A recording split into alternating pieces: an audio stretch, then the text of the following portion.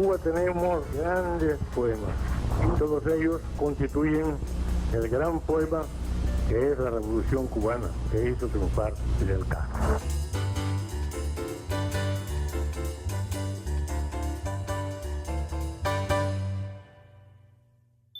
Saludos. Hoy el espacio Los de la Unión se torna homenaje a dos figuras imprescindibles de la cultura cubana recientemente fallecidas, la Premio Nacional de Radio Caridad Martínez y el cineasta Jorge Luis Sánchez. A modo de tributo, transmitimos un compendio de los momentos compartidos por ellos en nuestro programa.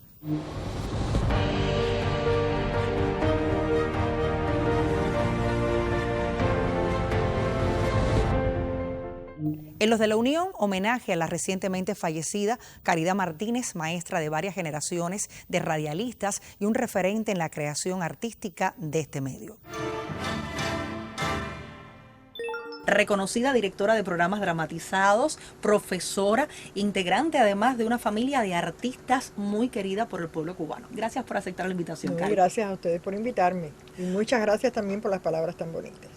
Vamos a hacer algunas confesiones en este espacio, ya que justamente su nombre implica la vida de las personas con la existencia de esta ciudad. ¿Cómo siente Caridad Martínez que su condición de habanera ha influido, ha marcado de manera definitiva su trayectoria artística? Bueno, para mí es un orgullo ser habanera, Ciudad Maravilla, pero además dentro de la habanera ser de Marianao. Nací en Marianao y continúo viviendo en Marianao. Y en mi trabajo ha sido muy importante todo el desenvolverme la Habana y su forma de hablar, su forma de vivir.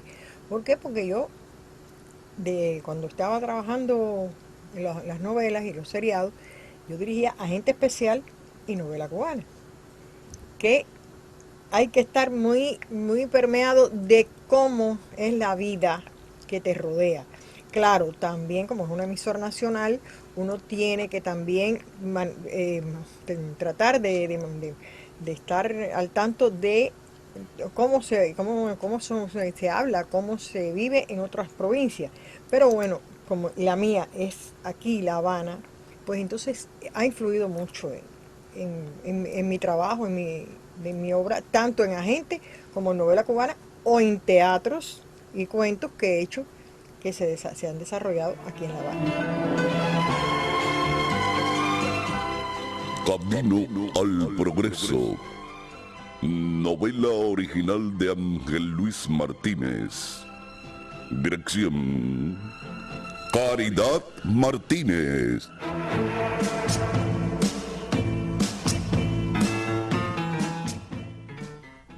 Está escuchando Progreso por Dentro, un programa que habla de la radio y de los que hacen la radio, dedicado hoy a Caridad Martínez, una de nuestras directoras más importantes. Nuestro teléfono es 873-6815. Usted puede llamar y decirnos lo que piensa de esta gran mujer. Caridad Martínez es una de esas personas que está en este mundo para hacer posible los sueños de los demás. Es una profesora que dirige. Imagínate estas dos cosas, ser profesor y ser director. Es una mujer que sabe lo que quiere en el estudio, que exige y pide la calidad determinada a los actores. La experiencia, la sabiduría, los años que lleva realizando programas en la radio en Cuba, no todo el mundo es capaz de volcar eso después en un aula frente a un grupo de estudiantes que por lo general la gran mayoría no se sienten muy motivados hacia este medio. Y ella, una de las cosas que logra es enamorar a muchos de sus estudiantes con la radio, que logra esta magia de decir aquí, o que los que están frente a ella en el aula digan, aquí hay una gran profesional a una gran persona. Claro que lo quiero, Quirito. Y sé que él me quiere a mí. Además me hace reír. Entonces dile que venga, pucha. Quiero conocer a ese muchacho que ha robado tu corazón. Y así le quitamos la preocupación a tu mamá. Gracias, mi Quirito lindo. Voy a contarle a mamá. El matrimonio con Alberto Luberta da lugar a una familia muy querida. Ustedes son del mismo reparto. Sí, o sea, yo nací un poco como a 10 cuadras de donde es Luberta. O sea, él es de Pogolotti, que es un reparto que está un poco separado, pero ya te digo, en 10 cuadras más o menos de donde yo nací. Pero él era de Pogolotti. Y esa era su adoración, su orgullo era ser de Pogolotti. Hay incluso un documental que se llama Mi Pogolotti Querido, que fue hecho al barrio de Pogolotti, pero donde hay muchos testimonios de él. Y él vivía muy orgulloso de ser de ese barrio, el primer barrio obrero de Cuba.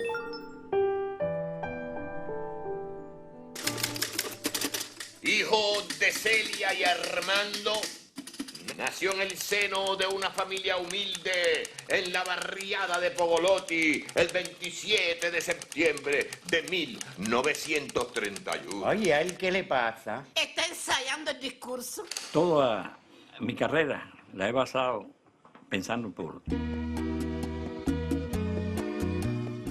La vida de Luberta y mía tiene muchas cosas en común. Por ejemplo, él nació en Pogolotti, yo nací con unas cuadras más adelante, pero bueno, también.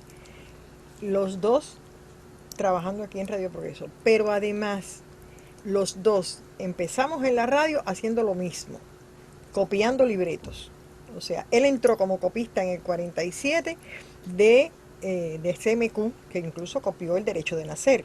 Y yo entro como copista en agosto del 61 aquí en Radio Progreso. Hasta eso lo tenemos en común. Usted hace referencia de Alberto Luberta como libretista, un oficio por el cual trasciende y lo conocemos. Sin embargo, hay pocas personas que identifican a Alberto Luberta como un compositor de temas muy populares que está en el repertorio de varias agrupaciones. Los más populares así está el Familión, el Mechón y Me Persigue el 7. ¿Popularizados por qué agrupación? Bueno, la letra era de él y la música de La Monumental. Ya la fiesta comenzó en toda la carretera. ¿Qué siente Caridad que le otorgó Marianao, quizás a la obra artística de Luberta, a la obra artística de sus hijos? Algunos personajes quizás de Alegría de Sobremesa tenían rasgos de personas de la localidad. Mira, Luberta, aparte de por ser el escritor del programa, pero era una persona muy popular en el barrio, porque además él constantemente estaba caminando por allí por el barrio, o si no cogía y se iba a Pogolotti, pero la cuestión es que él estaba constantemente buscando, estaba a la casa de todo lo que se decía. Él iba a la bodega, él, por ejemplo, no le gustaba ser mandado, y sin embargo, él a cada rato iba por la bodega, saludaba al bodeguero, porque así él. Y entonces, en una ocasión, o sea, en más de una ocasión, en la década del 80, que el transporte no estaba tan malo, pero bueno, ya él tenía carro. Y a cada rato venía en guagua. Un día yo le dije, pero ven acá, ¿por qué si tienes carro tú tienes que sacrificarte, machacarte yendo en guagua? Dice, no, si yo siempre voy en carro, no sé cómo se desenvuelve la realidad en las guaguas y cómo habla la gente. No, yo tengo que vivir eso. ¿Actuó alguna vez en Alegría de Sobremesa? ¿Hizo algún personaje o tuvo que asistir a Luberta en alguna ocasión? No, en Alegría no. Él lo que al principio de la década de los 80, entre el 80 y el 82, él escribía un programa que se llamaba Dominical, que empezó, o sea, lo escribía y lo dirigía otra persona, pero entonces en el 80 él comienza a escribirlo y yo lo dirigía. Y bueno, en diferentes ocasiones yo hice el libreto, pero bueno, de ese programa, que era un programa variado, y entonces hice a veces el libreto, pero de Alegrías nunca. Bueno, venga acá, ¿quién va a hacer el papel de Luberta en tu obra de teatro, esta muchacha? Yo, que para eso soy su amigo. Y que fue piloto de helicóptero junto a él. ¡Ey! ¿Cómo tú lo sabes, Sandrito. Y Luberta fue piloto de helicóptero lo más bajo y sin freno. Ay, claro que no, muchacho. Ramón, menos todavía. Oiga, compañera Chiqui, a su obra de teatro le faltan las condecoraciones que ha recibido Luberta. Ay, sí, pero seguro que son muchas. Muchísimas. La condecoración por la cultura nacional, la réplica del machete de Máximo Gómez, el Premio Nacional de la Radio, el Premio Nacional del Humor, la Orden Majadahonda por haber cumplido misión internacionalista en Angola, etcétera, etcétera. Quisiera que me hablara de ese ambiente familiar, porque no solamente es tener una estabilidad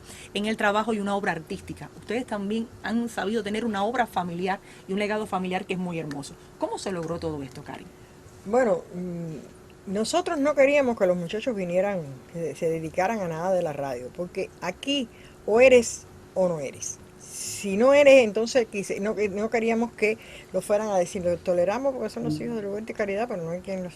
Y los dos querían ser militares, los dos fueron camilitos. Pero bueno, pasó el tiempo y entonces cayeron aquí, Albertico empezó a escribir, Aldo empezó a visitar más, porque desde niños venían aquí, pero aprendió como operador y entonces, bueno, ingresaron después los dos. Ingresaron en la FANCA, se graduaron y se ganaron un lugar, no por ser los hijos de Luberta y Caridad, sino por ser ellos.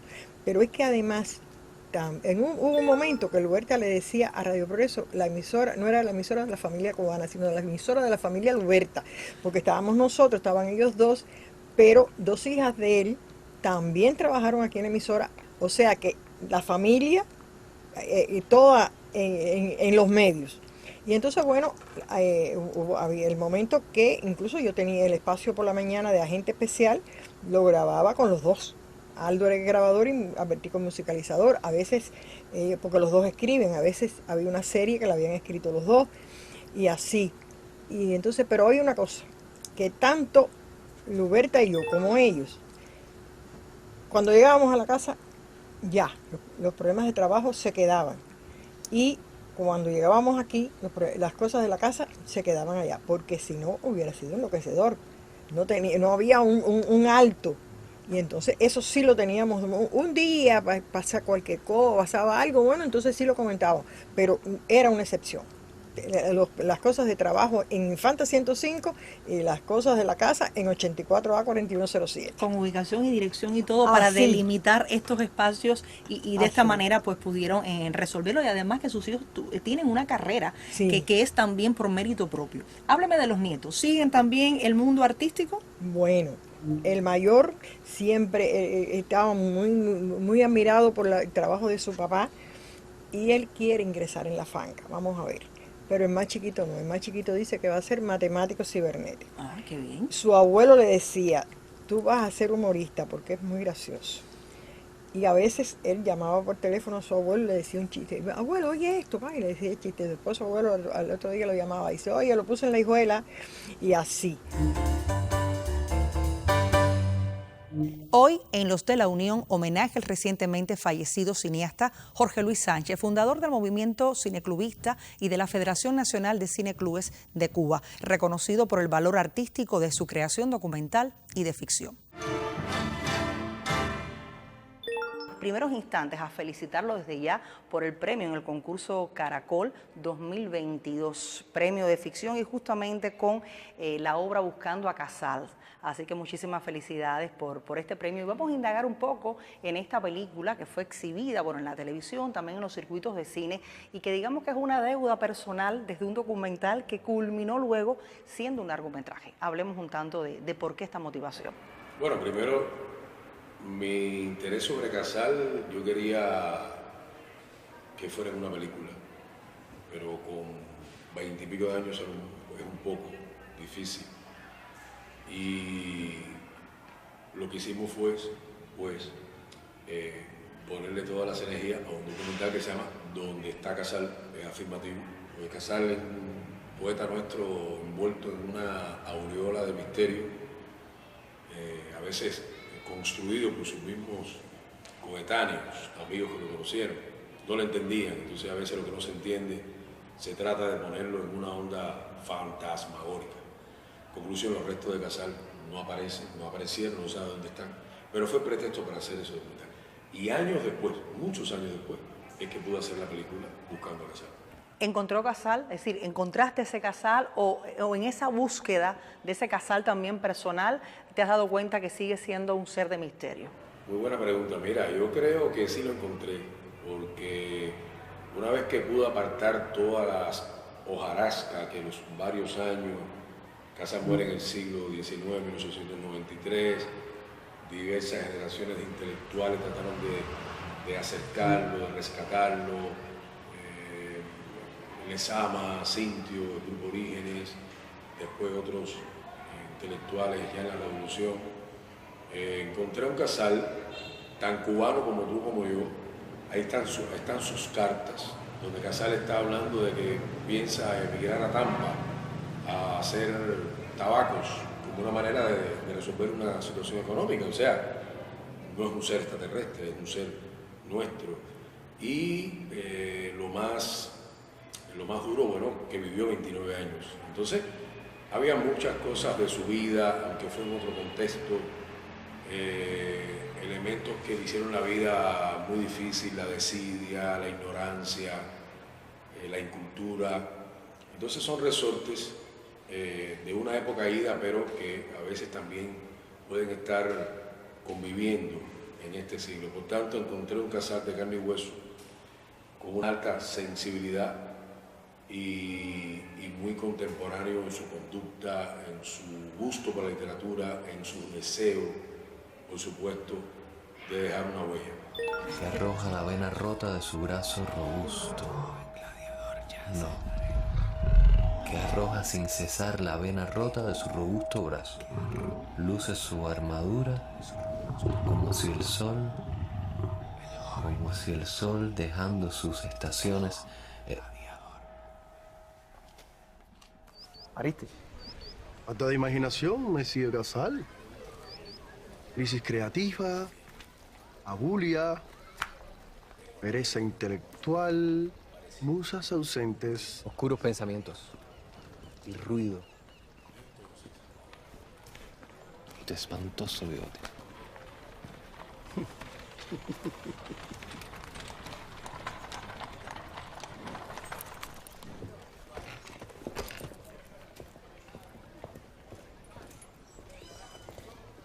Sabía que vendría General Zamora.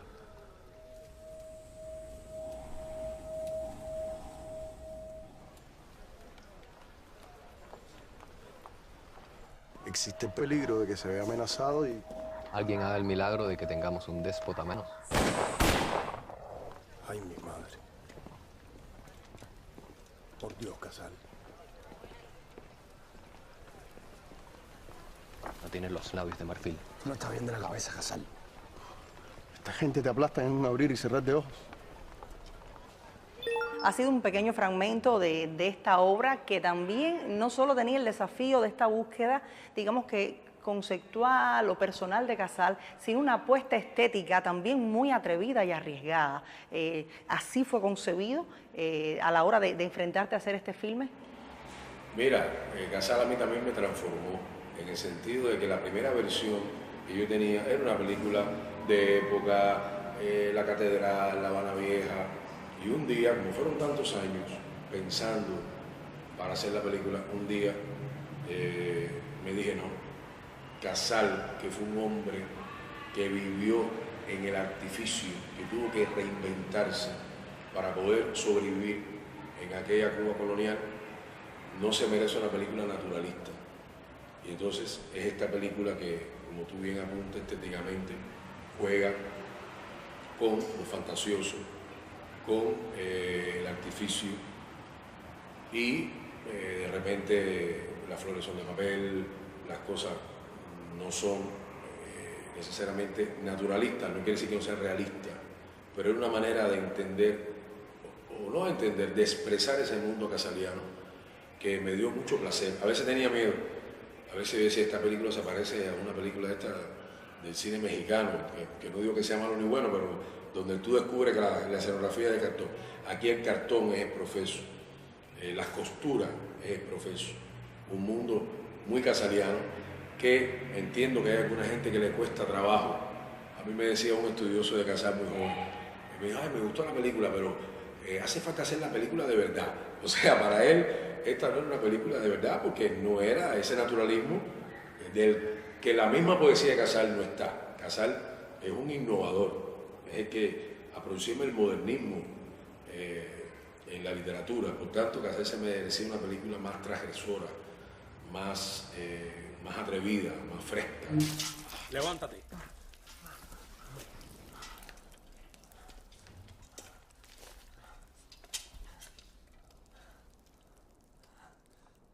Su seudónimo es Conde de Camoros. Y escribió esto en contra del general Zamora. 2 minutos para que se componga. He conocido el vago del infierno, Enrique.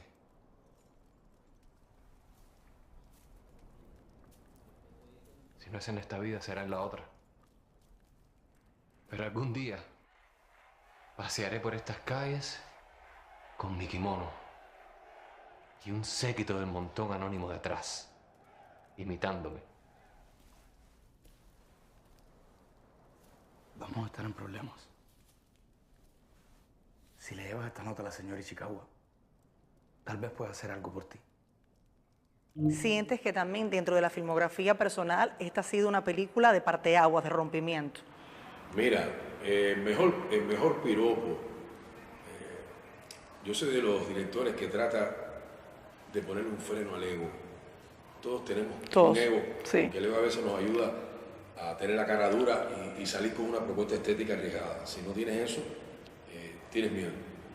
Pero el mejor piropo me lo dijo una persona que ni conocía y me dijo, un director que hizo el Beni no se concibe que haga una película como Casal, porque el Beni es naturalista y Casal es todo lo contrario. Entonces, fue un desafío, te repito, con los temores normal de hacer algo que no va.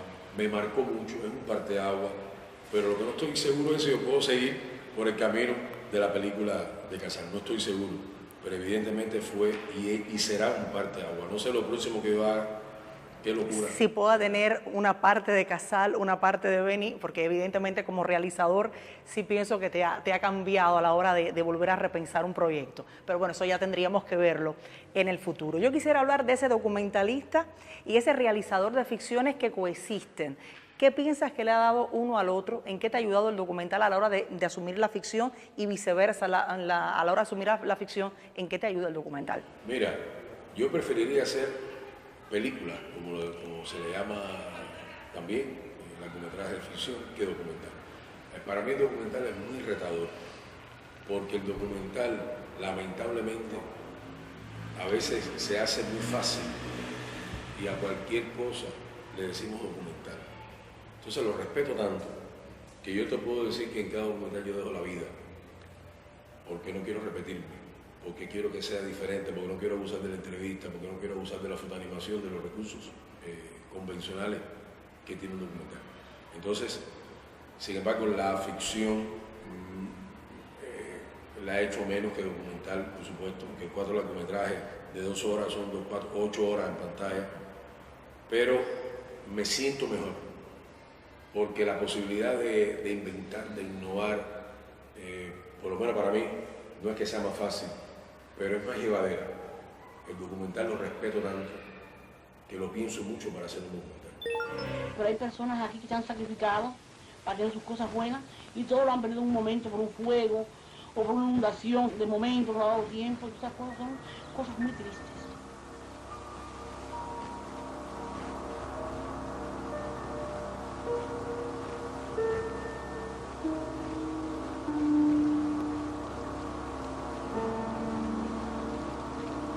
En la arena internacional, ahora mismo si hablamos del cine, ¿cuáles son las tendencias? Entendiendo que coexiste ahora mismo con plataformas digitales, con maneras de hacer muy propias de los móviles, de los youtubers. Es decir, ¿el cine se ha contagiado también de esto? ¿Qué opinión tienes? Yo reconozco 3 géneros: ficción, documental y animación. Yo no creo en otras cosas que han inventado por ahí que al final vienen de la ficción, del documental y la animación. Eso para mí son los 3 géneros originarios del cine, que puede también estar en la televisión, en las diversas plataformas. Yo sí creo, quizás no es tu pregunta, pero me voy a ir por lo que me conviene decir, que el cine cubano tiene que abrirse un poco, porque están las series de ficción, que nosotros estamos ahí absolutamente detrás, que también hace que podamos tener un público, no voy a decir ni mejor ni peor, pero hay un alto consumo en el mundo de las series, en el móvil, en los canales, en 20 cosas, y quizás es una de las cosas que a mí me tienta un poco, porque contar una historia en una película hay un uso de la síntesis bastante grande, pero contar en 10 capítulos, la síntesis es un poquito más. Entonces, para un cineasta que estamos obligados a esos tiempos, a ese tiempo, ese límite de... Exactamente, puede ser muy interesante lo que podamos hacer, y sobre todo, que es algo que se está consumiendo mucho.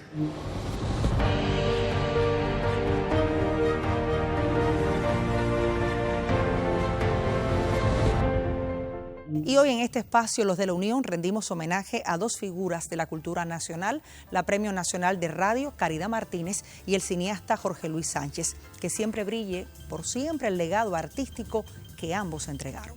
Le estaremos esperando la próxima semana.